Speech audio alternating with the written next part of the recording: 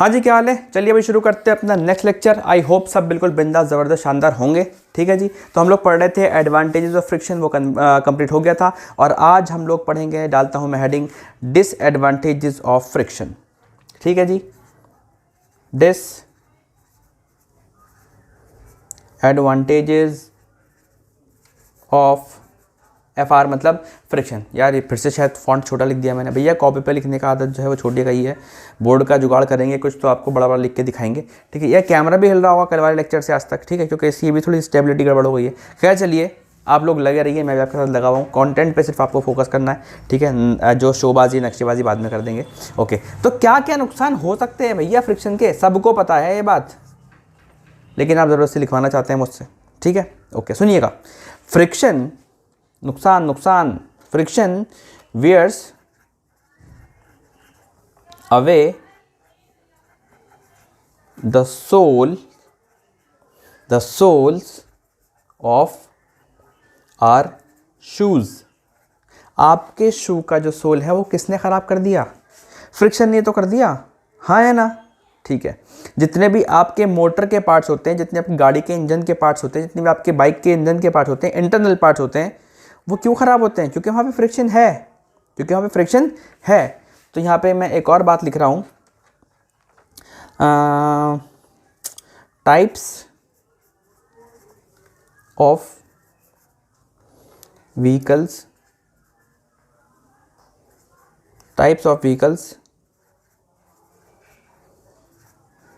wear out gradually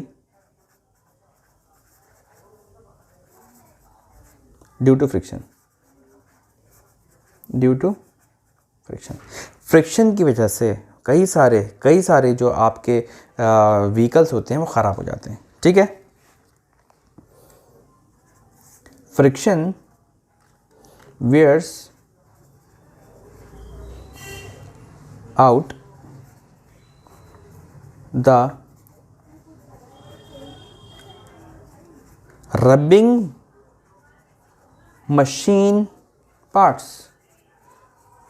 क्यों ख़राब हो रहे हैं? आपस में टकरा रहे हैं, रगड़ खा रहे हैं, फ्रिक्शन है, ख़राब हो गया और पैसे खर्च करिए, 10,000 20,000 नया पार्ट लेके आइए। ठीक है, जैसे आपकी साइकिल है अगर, या बाइक है या कार है, तो सबसे अच्छा एग्जांपल मैं दूंगा जो आप आमतौर पे चेंज करवाते रहते हैं।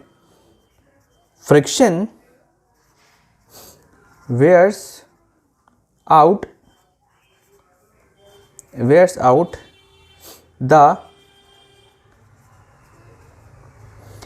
ब्रेक पैड्स जो होते हैं भैया, ठीक है, जिससे आपकी कोई भी जो गाड़ी है, बाइक है, साइकिल है, जो रुकती है, जो ब्लैक कलर के होते हैं ब्रेक पैड्स, वो ख़राब कौन करता है?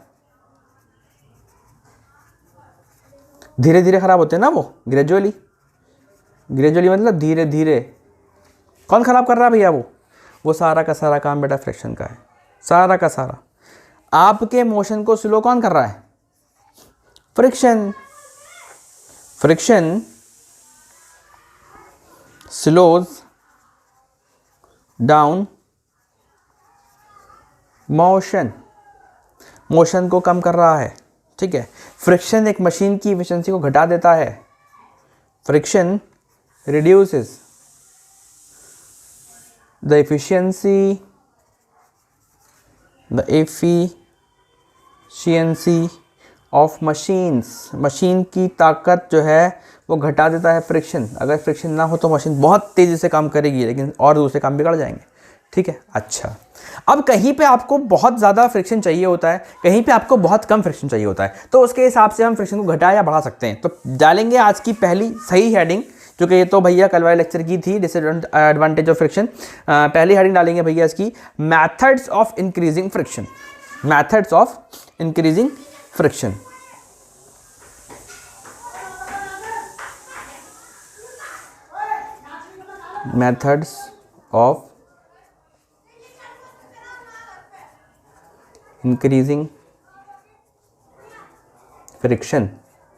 क्या क्या तरीके हैं जिससे आप कोई भी चीज़ का फ्रिक्शन घटा सकते हैं, बढ़ा सकते हैं। पहले हम इंक्रीजिंग की बात कर रहे हैं, पहले फ्रिक्शन बढ़ाएंगे। देखिए, जब किसी फुटबॉलर को किसी रनर को ग्राउंड में भागना होता है, तो उसको ग्रिप बहुत तगड़ी चाहिए होती है ताकि वो बहुत तेज़ी से स्पीड पकड़ सके, ठीक है। तो क्या होता है उसके सोल के अंदर, शू के सोल के अंदर क्या होता है, हमें गड्ढे देखने को मिलते हैं, ठीक है। हमें गड्ढे, जितना अच्छा शूज़ उतने अच्छे गड्ढे, ठीक है। तो उसके शू के अंदर ग्रूव्स होंगे, grooves in soles of shoes. ये होगी पहली बात, ओके।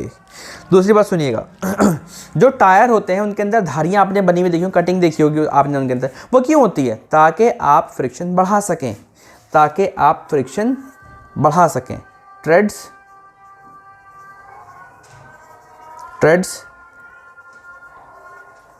मेड इन टायर्स के अंदर वो लाइनें बनी होती हैं, धारियाँ बनी होती हैं। उससे क्या होता है, फ्रिक्शन घटता है कि बढ़ता है, बढ़ता है भैया, बढ़ता है। फ्रिक्शन बढ़ाने की बात कर रहे हैं सारी, ठीक है। ओके। अब कुछ खास तरह के जूते, जैसे स्टड्स की बात करें, जो फुटबॉल के शूज़ होते हैं, बोलते हैं ना उनको स्टड्स बोलते हैं, ठीक है।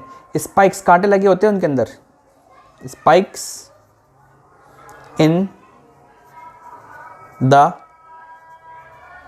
Shoes of players. जो खिलाड़ी होते हैं उनके जूतों के अंदर कांटे जैसा कुछ स्ट्रक्चर होता है, जिसकी वजह से उनकी ग्रिप बहुत बढ़ जाती है, ठीक है। अच्छा, इसके अलावा और क्या चीज़ है जो फ्रिक्शन को बढ़ाती है? जो जिम्नास्ट होते हैं, जिम्नास्ट जिम्नास्ट जो है अपने हाथों पे एक पाउडर जैसा कुछ लगाते हैं, ठीक है। वेट लिफ्टर्स जो होते हैं वो हाथों पे ऐसे ऐसे करके ऐसे ऐसे करते हैं, फिर वो उसे पकड़ के उठाते हैं बार को, ठीक है, या लटकते हैं किसी को पकड़ के, लेकिन वो पहले एक वाइट कलर का कुछ लगाते हैं, ठीक है। क्या बोलते हैं उसको, ज़रा ध्यान सुनिएगा।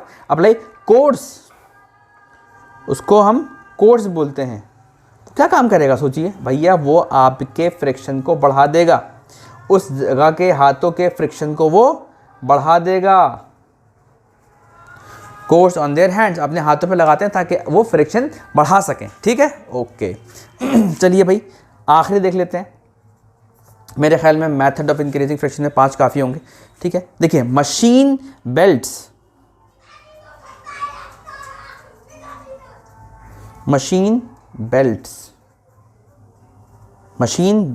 Are made of special material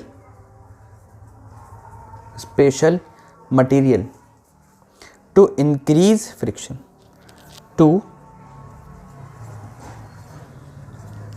increase friction। जो मशीन की बेल्ट होती है बेटा, जो मशीन की बेल्ट होती है वो स्पेशल मटेरियल से बनाई जाती है, जिसकी वजह से फ्रिक्शन जो है वो बढ़ जाता है, ठीक है। आ गई आपको बात समझ में? तो ये 5 तरीके हैं आप अगर फ्रिक्शन बढ़ाना चाहते हैं तो, ठीक है। अच्छा, अब बढ़ा दिया आपने, चलिए अब घटाने की कोशिश करते हैं, ठीक है। तो स्पेस पर जगह नहीं है, चलिए अगला पेज चेंज करते हैं। तो बात करेंगे भाई हम लोग मैथड्स ऑफ रिड्यूसिंग फ्रिक्शन की। तो डालते हैं हेडिंग,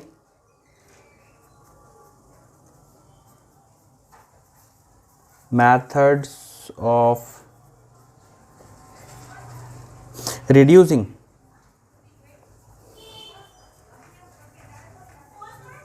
फ्रिक्शन की, ठीक है। मेथड्स ऑफ रिड्यूसिंग फ्रिक्शन हो गया ये, ठीक है। अच्छा, अब क्या होगा इसके अंदर? भाई इसके अंदर जो है 2-3 मेथड है, जल्दी जल्दी देख लीजिए। वो सबसे पहले आप क्या करेंगे, आप जो है सरफेस को स्मूथ कर दीजिए, पॉलिश कर दीजिए उसके ऊपर, ठीक है। मेक, क्योंकि आपको फ्रिक्शन घटाना है, रिड्यूस करना है। Make surface smooth by polishing, polish करके आप सरफेस को स्मूथ कर दीजिए। दूसरा, आप उसके ऊपर कुछ चिकना लगा दीजिए, लुब्रिकेंट्स लगा दीजिए आप, लुब्रिकेंट्स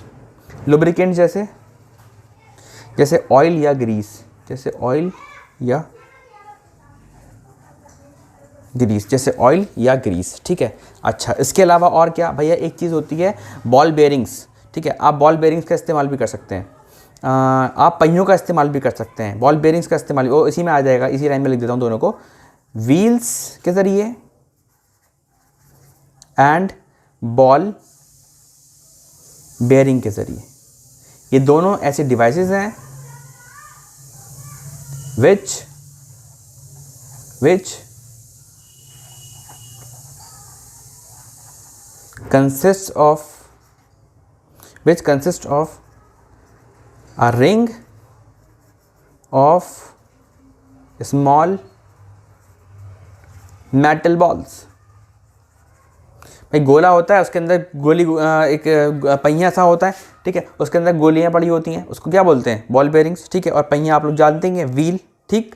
तो ये सारे के सारे मेथड किस चीज़ के बेटा? ये सारे के सारे मेथड जो हैं वो फ्रिक्शन को घटाने के हैं, ठीक। अच्छा, इसके अलावा एक बात और सुनिएगा, ज़्यादातर जो मशीन्स हैं उनको फ्रिक्शन कम करने के लिए हम लोग क्या करते हैं? मोस्टली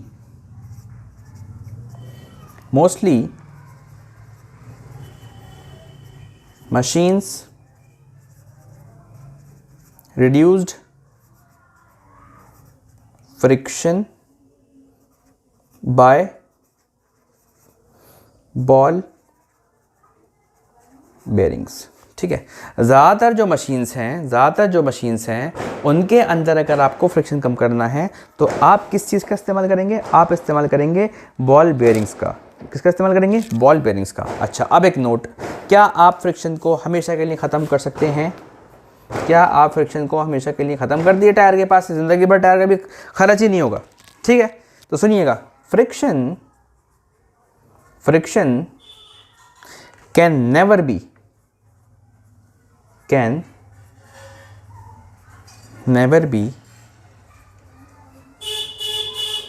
entirely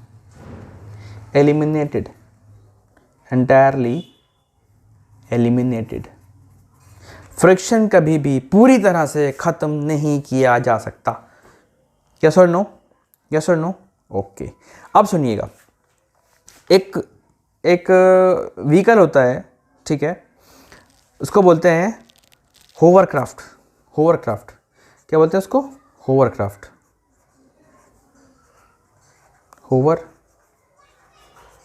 होवरक्राफ्ट एक बेसिकली ज़मीन पे भी चल सकता है वो, और वो पानी पे भी चल सकता है, ठीक है। मैं उसका स्ट्रक्चर थोड़ा सा आपको ड्रॉ करने की कोशिश करूँगा। भाई वो ऐसे कुछ ऐसा होता है, वो ऐसा ज़मीन पे भी चलता है और पानी पे भी चलता है, ठीक है।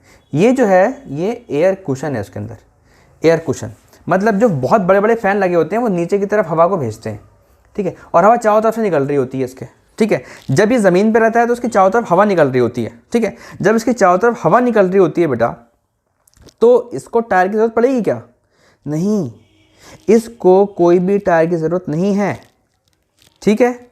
हाँ है ना भाई? सुनिएगा बहुत ध्यान से, इसके अंदर हम बहुत सारी हवा भरते हैं और हवा बहुत तगड़े प्रेशर के साथ बाहर निकलती है, जिसकी वजह से ज़मीन से उठा रहता है ये, और ज़मीन से उठा रहता है। एक फ़ैन पीछे लगा रहता है, तो ये फ़ैन पीछे की तरफ हवा फेंकता है, तो क्या होता है? होवरबोर्ड आगे की तरफ चलता है।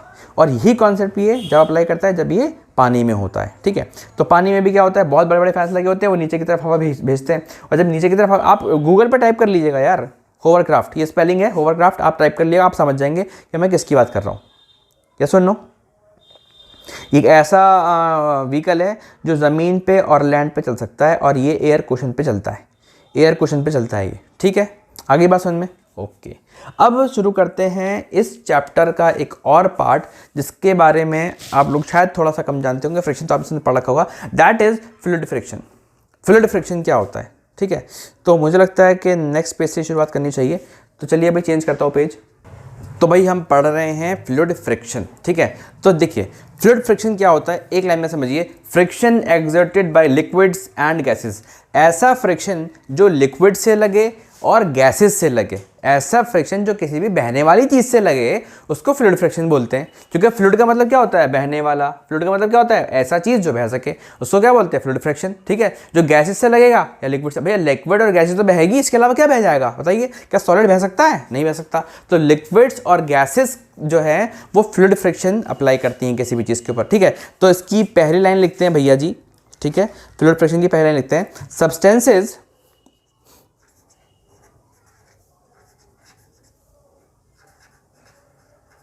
substances which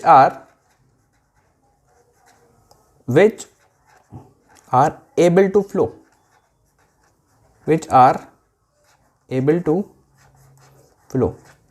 ऐसी चीज़ें जो बह सकती हैं उनको क्या बोलते हैं? फ्लूइड्स। क्या बोलते हैं उनको? फ्लूइड्स। ठीक है, फ्लूइड्स में क्या क्या आएंगे आपके?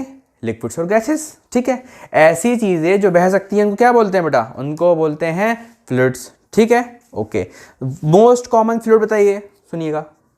Water, water and air are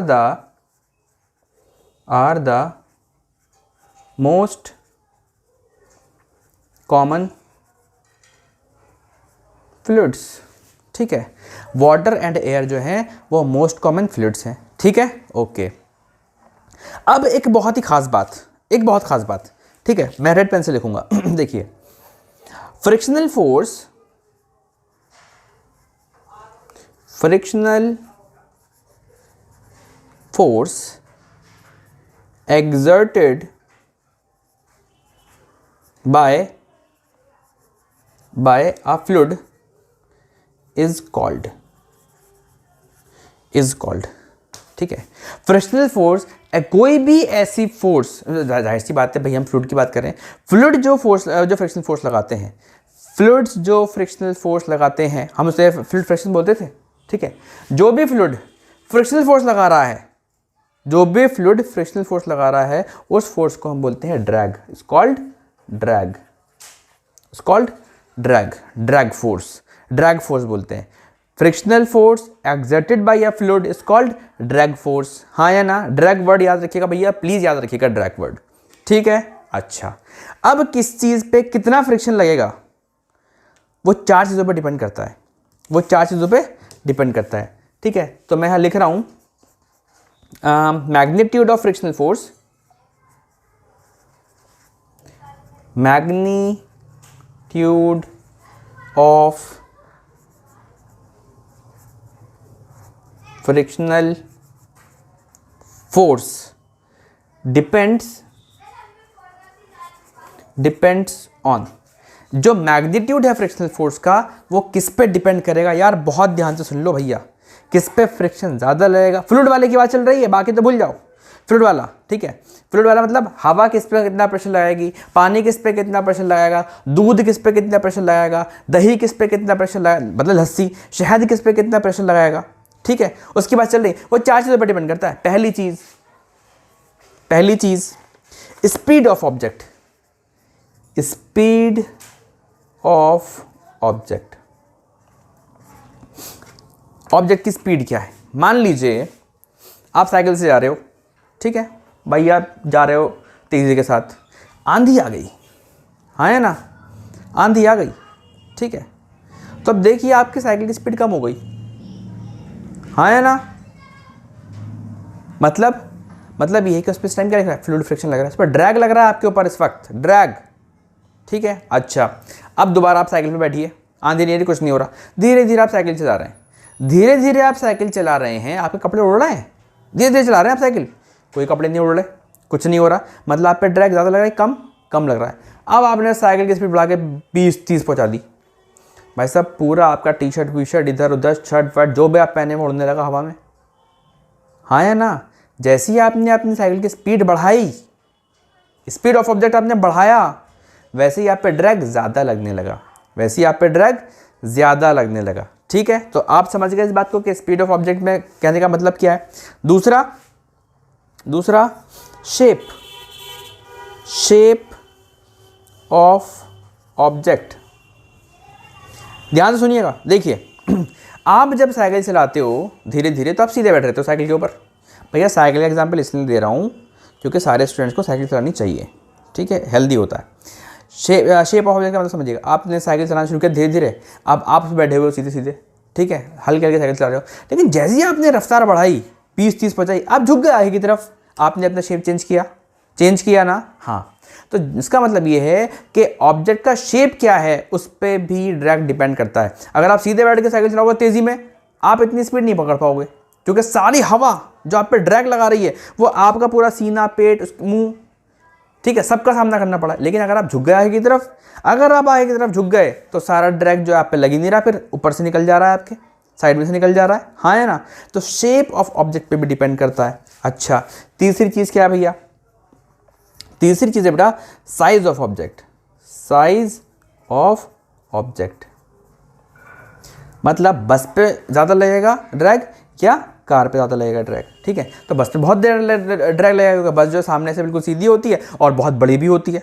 लेकिन कार पे, स्पोर्ट्स कार पे बहुत कम, क्योंकि भैया बहुत ही साइज़ बहुत छोटा है ना। तो छोटी चीज़ पे ड्रैग कम लगेगा और बड़ी चीज़ पे ड्रैग ज़्यादा लगेगा। अच्छा, चौथी चीज़ नेचर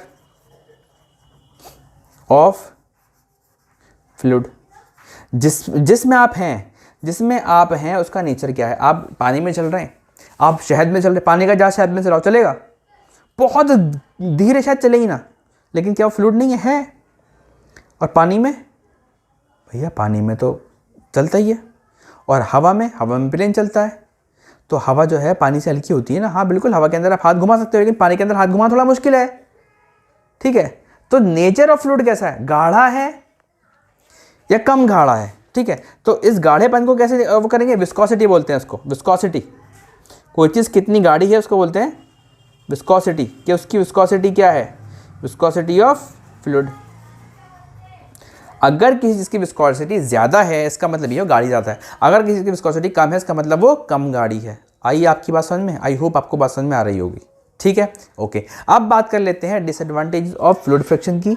ठीक है तो जल्दी से करेंगे, आज ये लेक्चर खत्म हो जाएगा भैया। हो सकता है 35 मिनट तक ये खिंच जाए, मैं कोशिश करूँगा कि ना खिंचे। ठीक है, क्योंकि अब चैप्टर हमारा बस ख़त्म ही हो गया। छोटा ही था ये chapter. Disadvantages of fluid friction. Fluid friction के डिसएडवांटेजेस क्या हैं? ठीक है बेटा, ये डिसएडवांटेजेस हैं कि ये स्पीड जो है ना ऑब्जेक्ट की वो कम कर देती है। ठीक है, स्पीड जो है वो कम कर देती है। तो मैं लिख दे रहा हूँ यहाँ पे, fluid fraction FF reduces the speed of objects, हाँ है ना। ओके, क्या कर रहा है ड्रैग? स्पीड कम कर दे रहा भैया। ज़्यादा ड्रैग लगेगा मतलब स्पीड कम हो जाएगी, हाँ है ना। ओके, अब क्या होता है, जब स्पीड कम होगी ड्रैग ज़्यादा होगा तो ज़्यादा ताकत लगानी पड़ेगी इंजन को, आपको ज़्यादा ताकत लगानी पड़ेगी, मतलब एनर्जी वेस्ट बहुत होगी। ठीक है, तो लिखते हैं इसमें कि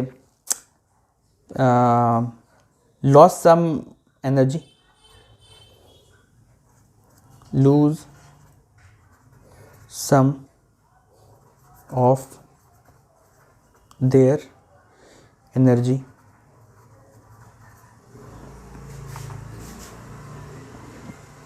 in overcoming fluid फ्रैक्शन, हाँ है ना। ओके, जैसे क्या होता है कि अगर ड्रैग ज़्यादा लग रहा है तो आपकी इफिशिएंसी कम हो जाएगी। जैसे मैंने आपको बताया था भाई, लस्सी है और पानी है, दोनों में पानी का जहाज़ चलाओ, ज़्यादा डीजल पेट्रोल जिससे पानी का जहाज़ आप चला रहे हैं किस में खर्च होगा? इंजन को ताकत किस में ज़्यादा लगानी पड़ेगी? लस्सी में, क्योंकि लस्सी भैया पानी से तो गाढ़ी है ना। ठीक है, इसका मतलब क्या हुआ कि वहाँ पे जो है ड्रैग बहुत लग रहा है। वहाँ पे अगर ड्रैग बहुत लग रहा है तो इंजन की तो बैंड बच जाएगी भैया, चल ही नहीं पाएगा आगे। ठीक है, तो बहुत सारी एनर्जी वेस्ट हो जाएगी, बहुत सारी एनर्जी लॉस हो जाएगी। मुझे उम्मीद है कि आपको समझ में आ रही है। अगर नहीं आ रही तो प्लीज़ आप कमेंट करके पूछ सकते हैं। ठीक है, अच्छा, अब बात करेंगे कुछ ऐसे मेथड जिसकी वजह से आप रिड्यूस कर सकते हैं फ्लूइड फ्रिक्शन को। ठीक है, तो चलिए भाई मैं पेज चेंज कर रहा हूँ। ठीक है जी ओके, तो मैं डालता हूँ हेडिंग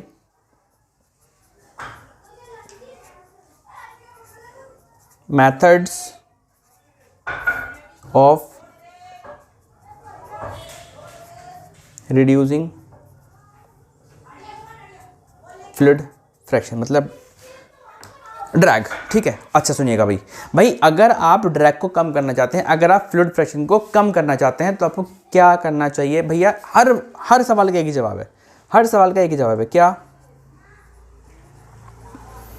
स्ट्रीम स्ट्रीमलाइंड शेप, आप उसको स्ट्रीमलाइन शेप में लाइए। सर स्ट्रीमलाइन शेप क्या होता है बेटा? जो चिड़ियों का शेप होता है, जो एयरप्लेन का शेप होता है, जो फेरारी का शेप है, जो लैम्बोर्गिनी का शेप है, उसको बोलते हैं स्ट्रीमलाइन शेप। एक ऐसा शेप जो कम से कम ड्रैग को फेस करता है, जो रिड्यूस कर देता है ड्रैग को। ठीक है, आपको अगर ड्रैग कम करना है तो आप अपना ऑब्जेक्ट स्ट्रीमलाइन शेप में बनाइए। Cars are build with streamline body to reduce air resistance. गाड़ियों की रुकावट क्या है? हवा है। तो गाड़ियों का शेप क्या होता है? स्ट्रीमलाइन रखा जाता है। जो स्पोर्ट्स कार होती है महंगी महंगी, ठीक है, बिल्कुल पतली सी नीचे झुकी हुई गाड़ी, स्ट्रीमलाइन शेप। उसे क्या होगा? क्यों बनाते हैं ऐसा? इसलिए क्योंकि हम चाहते हैं कि उस पर ड्रैग कम से कम लगे और उसकी स्पीड फास्टेस्ट हो। ठीक है, उसके अलावा रॉकेट का शेप आपने देखा होगा, रॉकेट का, एयरप्लेन का शेप, सबका क्या है? स्ट्रीमलाइन शेप है भैया। स्ट्रीमलाइन, मछलियों का शेप क्या है? डॉल्फिन का शेप क्या है? Streamline shape. तो स्ट्रीमलाइन शेप क्या है? एक ऐसी चीज़ है, एक ऐसा शेप है जो कि आपके ड्रैग को मिनिमाइज कर सकता है, बिल्कुल कम से कम कर सकता है। ठीक है, तो चलिए भाई आज इतना ही रखते हैं, लेक्चर जल्दी ख़त्म हो गया। ओके, ये बहुत अच्छी बात है, लेकिन नेक्स्ट चैप्टर जो है बेटा बहुत लंबा है, उसमें 4-5 लेक्चर आराम से लग जाएंगे। ठीक है भाई, आज के लिए इतना ही काफ़ी। Okay bye.